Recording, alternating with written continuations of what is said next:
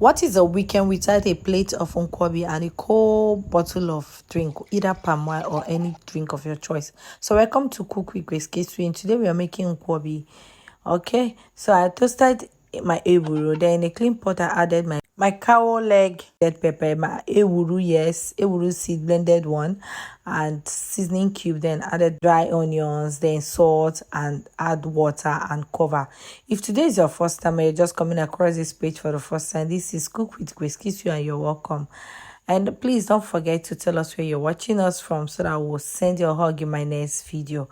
Now let's continue. We all know that cow skin takes a long time to cook. You cook until the water get little in drying up, okay? In another pan, you bring out your pan, you add your palm oil, then you add akawan, which is potage, okay? I add 2 tablespoons of potage and I stir. Please don't forget that cleanliness is next to godliness, okay? Always clean your environment before cooking.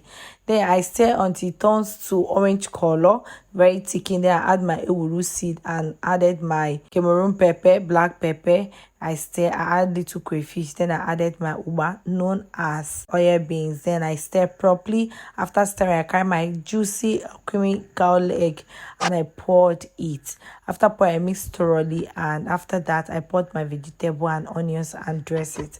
Now our Nkwobi is ready. You can serve with any cold bottle of drinks of your choice. As for me, I'm using a cold glass of palm wine, using that to step down.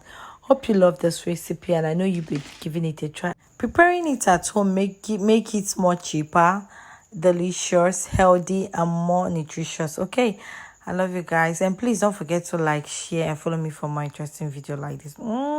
Bye.